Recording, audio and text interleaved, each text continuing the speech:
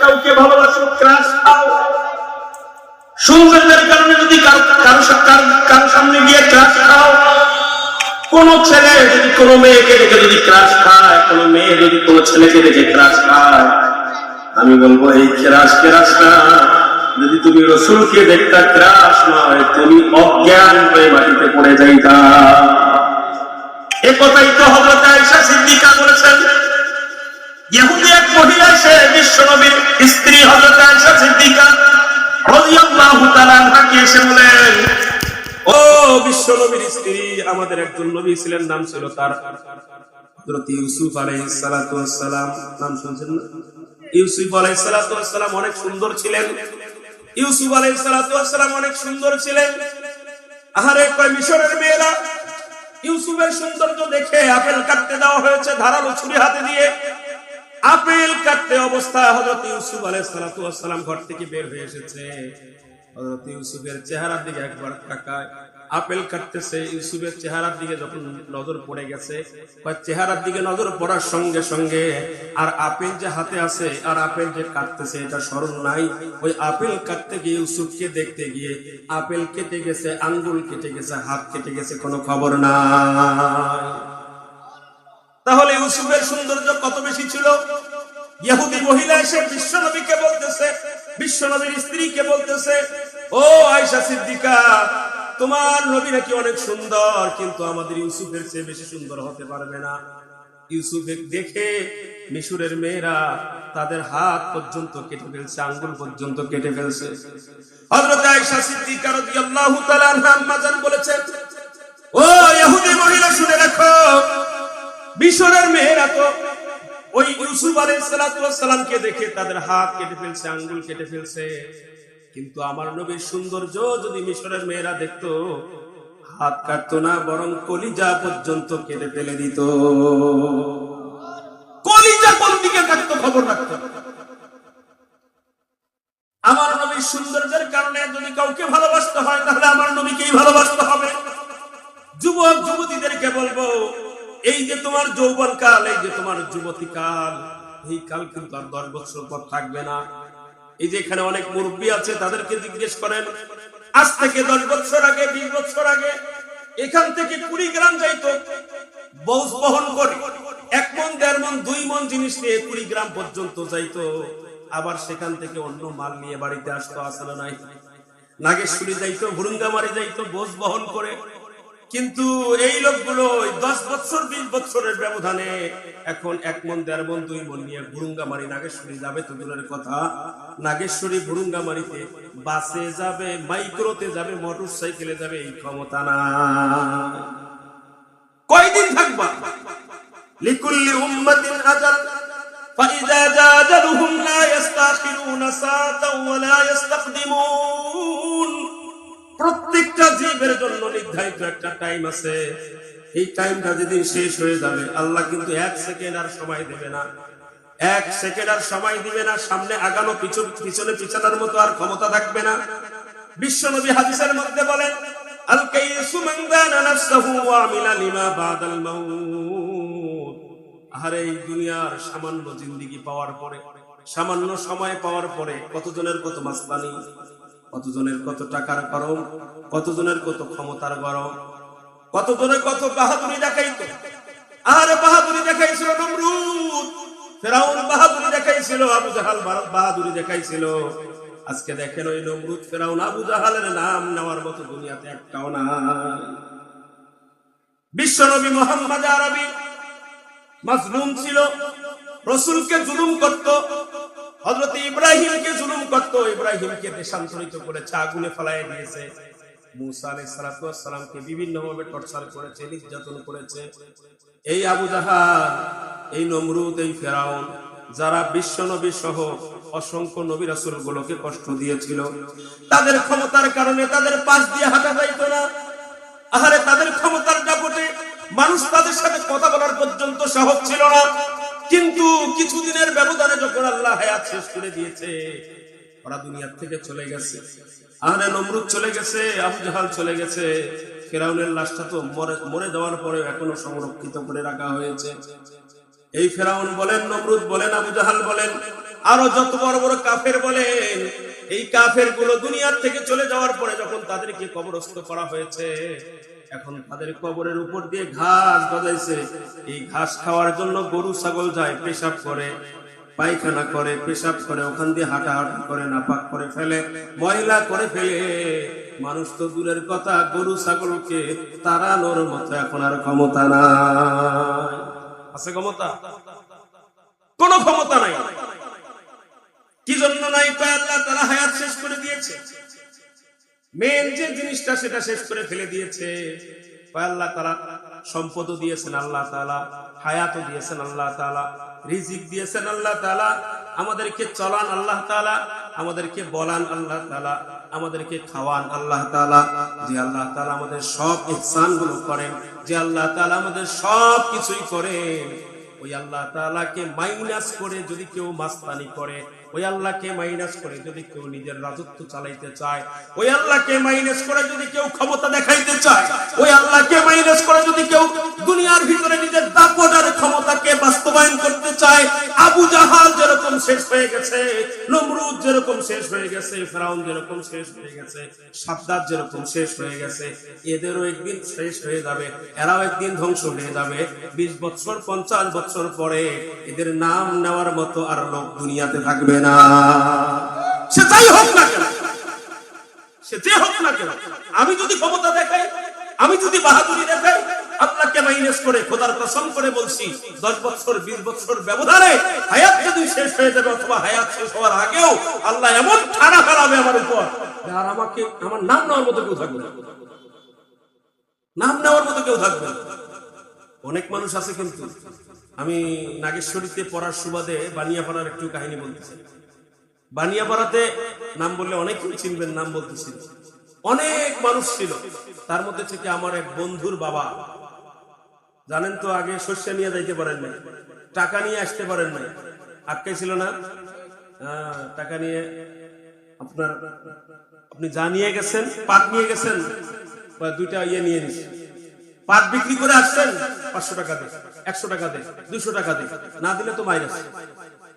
এই যে জুলুম করতো, এই আল্লাহর বান্দার নাম বলবই না, এই যে জুলুম করতো, আমি নিজে, উনি দুনিয়ার থেকে চলে যাওয়ার পরে আমি মাদ্রাসা ছাত্র হওয়ার সুবাদে গোসল করানোর জন্য আমার 4 জনকে পাঠানো হলো। 4 জন ছাত্র গেলাম, যাই গোসল করা শুরু করলাম। সকালে মারা গেছে, আমরা 12টার দিকে গোসল করাচ্ছি। সকালে মারা গেছে, 12টার দিকে গোসল করাইতেছি। এই 12টার দিকে গোসল করাইতে দেখি, যেখানে এরকম করে ধুই বা যেখানে একটু ডলাডলি করি, যে অঙ্গ ডলাডলি করে ওই অঙ্গ খুলে দেয়। হাত ডলাডলি করতে করতে 5টা আঙ্গুল খুলে গেছে। ওনার ছেলে আমাদের সাথে পড়ে, ও গোসল করায় নাই, বা কেউ পাশে ছিল। বলতেছি, ভাই এই অবস্থা, ভাই এই অবস্থা, ভাই করার কিছু নাই, যা আছে অমনে জোড়াতালি দিয়ে ফিরে। ক্ষমতা কোথায় গেল? এই আঙ্গুল দিয়ে, এই হাত দিয়ে তো অনেককে পিটেছিল, এই আঙ্গুল দিয়ে তো অনেকের দিকে ইশারা করে টাকা কামাই করছিল, এই হাত দিয়ে, এই পা দিয়ে তো অনেককে পিটাপিটিও করতো। ক্ষমতা গেল কোথায়? মৃত্যুর সঙ্গে সঙ্গে আল্লাহ দেখাই দিল, তোর কিছুই নেই, তোর কিছুই নেই বান্দা, তোর কিছুই নেই। আমার আগের ভাই আলোচনা করতেছিলেন যে আল্লাহ তাআলা আপনাকে এত সুন্দর করে বানাইলেন, যে আল্লাহ তাআলা আপনাকে খাওয়ান, যে আল্লাহ তাআলা আপনাকে পড়ান। আরে দুনিয়া, আপনার কেউ যদি বিপদে পড়ি, আমরা দুনিয়াতে আল্লাহ ছাড়া কেউ উদ্ধার করাই আছে? আপনি মুসিবতে পড়লে আল্লাহ ছাড়া কেউ উদ্ধার করতে পারবে? আপনার ছেলে সন্তান নাই, আপনার মেয়ে নাই, আপনার মেয়ে অবাধ্য, আপনার ছেলে আপনার কথা শোনে না, কেউ চাইলে কি এটা সমাধান করতে পারবে যদি আল্লাহ না করে? যে আল্লাহ তাআলা আপনার সব কিছুই করে দেয়, শুধু চান আল্লাহ তাআলার গোলামি।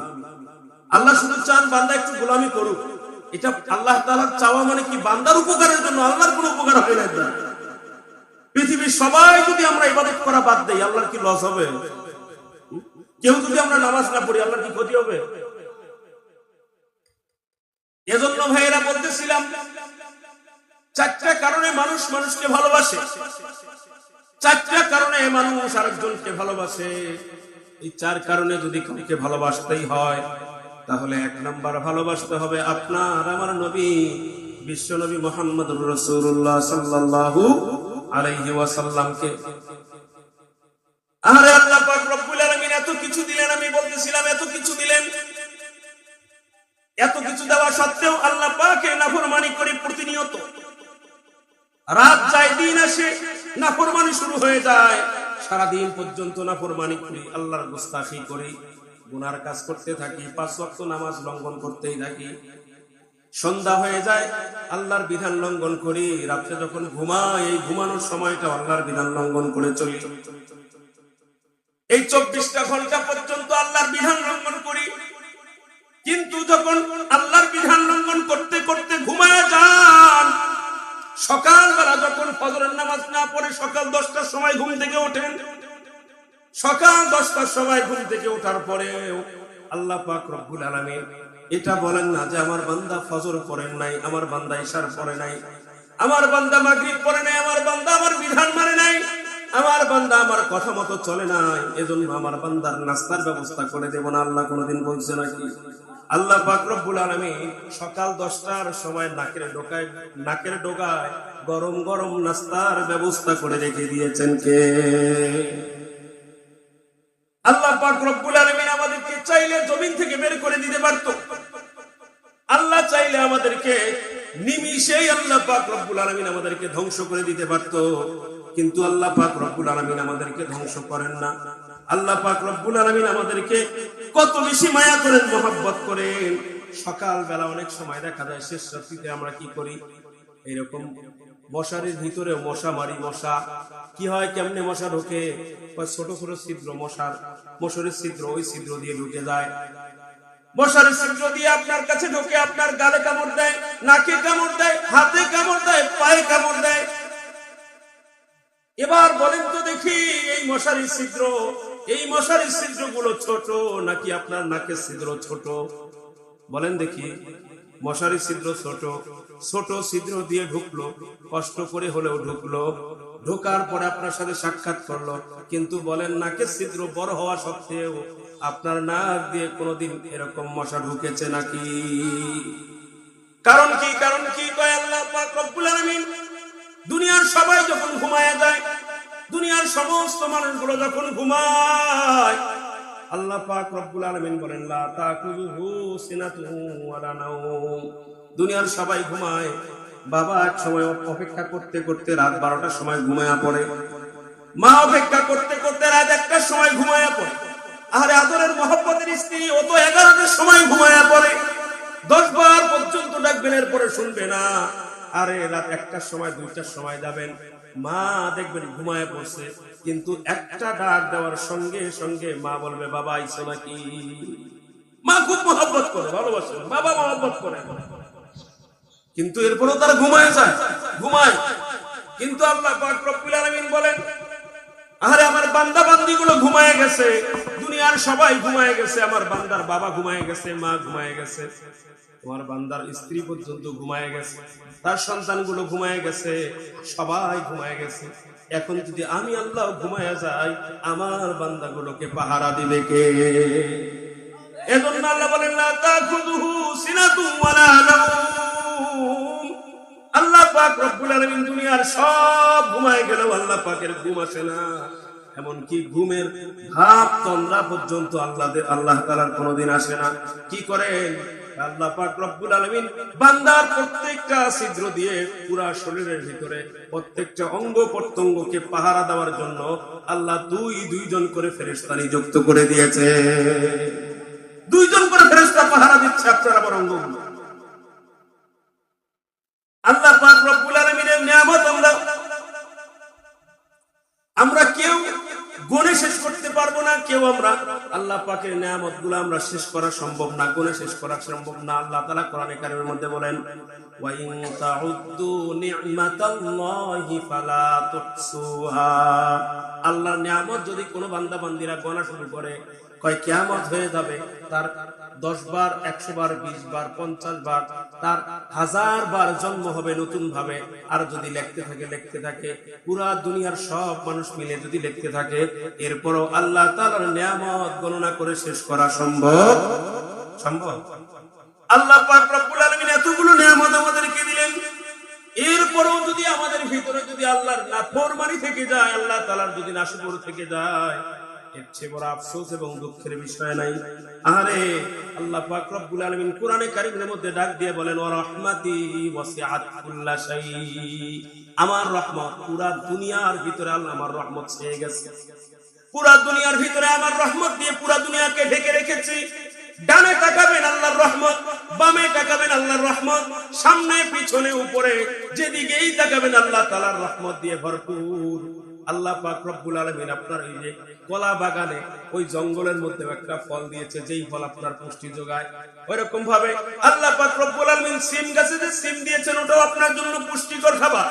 এই যেদিকে তাকাবেন, উপর দিকে তাকাবেন, সেদিকেও দেখবেন এমন কিছু আল্লাহ পাক রব্বুল আলামিন নিয়ামত দিয়ে রেখেছেন, যেই নিয়ামত গুলো না হলে আপনার কোনোদিন জীবন যাপন করা সম্ভব না।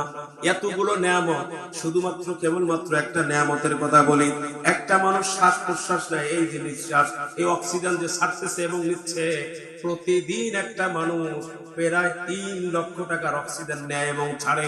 বলেন তো দেখি, 3 লক্ষ টাকার অক্সিজেন যদি আপনার কিনে ব্যবহার করা লাগতো, আপনার আমার যদি কিনে যদি ব্যবহার করা লাগতো, এই যে দুই একটা সুক্ষর দুই একদিন হয়তো বাঁচত, আমাদের মতো সাধারণ মানুষ মনে হয় একদিনও বাঁচতে পারতাম না, পারতাম না। এই নিয়ামতের শুকরিয়া যদি আপনি আদায় করেন, শেষ করতে পারবেন না। চোখের নিয়ামত, আল্লাহ বলেন, ওয়া ইন তাউদ্দু নি'মাতাল্লাহি ফালা তুহসুহা, গণনা করে শেষ করতে পারবা না রে বান্দা। শুধু তোমার শরীরের দিকে তাকাও, চোখের নিয়ামত আল্লাহ তাআলা দিয়েছেন। এই চোখটা কেমন পাওয়ারফুল, পৃথিবীর মধ্যে সবচেয়ে দামি ক্যামেরাগুলো যা আছে, ডিএসএলআর ক্যামেরা যা আছে, বর্তমান বিজ্ঞান বলে এরকম 13 কোটি ক্যামেরা এক জায়গায় করলে এক চোখের পাওয়ার সমান হয়। বাড়িতে সমান হয়। 13 কোটির ক্যামেরার পাওয়ার দিয়ে আল্লাহ তাআলা একটা চোখকে বানাইলেন, তাহলে বলেন তো দেখি 2 চোখের পাওয়ার কত হয়ে গেল? 26 কোটি ক্যামেরার পাওয়ার দিয়ে যে আল্লাহ পাক রব্বুল আলামিন চোখটা বানাইলেন, এক একটা ক্যামেরার দাম তো আছে 1 লাখ, 1.5 লাখ, 2 লাখ টাকা। যদি 26 কোটি ক্যামেরা যদি আপনি কিনতে যান, কত crore crore million billion trillion dollar টাকা লাগবে? কত টাকা লাগবে? আছে আমাদের? হ্যাঁ, চোখ কিনে ব্যবহার করতে পারবেন? আরে কিনবেন কোথেকে? কোন এক বান্দার তো কিনবেন, ওই বান্দার চোখটা বানাইছেন কি? এজন্যই বলা হয় আল্লাহর নিয়ামত গণনা করে শেষ করা যাবে না। এই যে মগজটা আল্লাহ তাআলা দিয়েছেন আমাদেরকে, সুন্দর করে মগজ একটা বানিয়ে দিয়েছেন আল্লাহ তাআলা। মগজটা মাথার মধ্যে আল্লাহ তাআলা দিয়েছেন।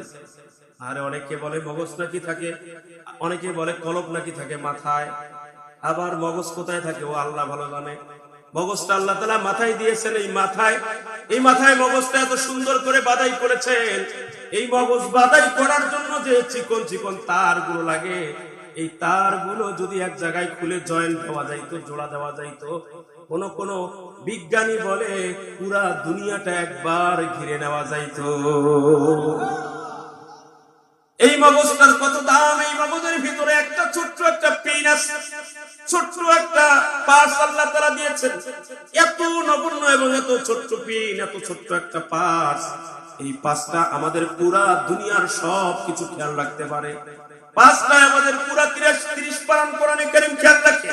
এই পাঁচটার কারণে আপনার কোটি কোটি টাকার ব্যবসা আপনার আছে, এই হিসাবের কারণে, ওই মগজটার কারণে। এই মগজটা যদি বিজ্ঞান বলে যদি এটা খুলে যদি পার্স হিসেবে বিক্রি করা যাইতো, পার্স হিসেবে যদি খুলে বিক্রি করা যাইতো, বর্তমান বিজ্ঞান বলে পুরা দুনিয়ার মানুষের একদিনের খাবারের টাকা হয়ে যাইতো। 750 কোটি মানুষের, 850 কোটি মানুষের একদিনের খাবারের টাকা ওইটা দিয়ে হয়ে যায়। সুবহানাল্লাহ বলবেন না? এত দামি আল্লাহ তাআলা নিয়ামত আমাদের শরীরে দিলেন, আশেপাশে এত দামি নিয়ামত দান করলেন। এই নিয়ামত গুলোকে আল্লাহ পাক রব্বুল আলামিন দিয়েছেন শুধু বান্দাকে ভোগ করার জন্য না। দাও দাও নারে তাকবীর, নারে তাকবীর। প্রধান বক্তা আগমন পারমিটার পক্ষ থেকে, মাদারগঞ্জের পক্ষ থেকে নারে তাকবীর। মুহতারাম হাজিরিন, তো আল্লাহ পাক রব্বুল আলামিন আমাদেরকে অসংখ্য অগণিত নিয়ামতের মাঝে আমাদেরকে ডুবে রেখেছেন। এই নিয়ামত গুলোর শুকরিয়া আদায় করতে হবে দুই ভাবে। এক হলো জবানি ভাবে, মৌখিক ভাবে শুকরিয়া আদায় করতে হবে, আর দুই নাম্বার হলো ফিআলি ভাবে, কাজে কর্মে।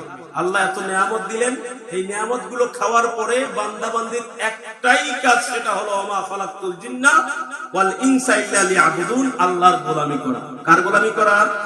আল্লাহর গোলামি করা। আল্লাহ তাআলা আমাদের সকলকে তার গোলামি করার এবং মৃত্যু পর্যন্ত তার গোলাম হয়ে মৃত্যুর সময় কালিমা নসিব করে দুনিয়া থেকে যাওয়ার তৌফিক দান করুন। সকলে বলি আমিন।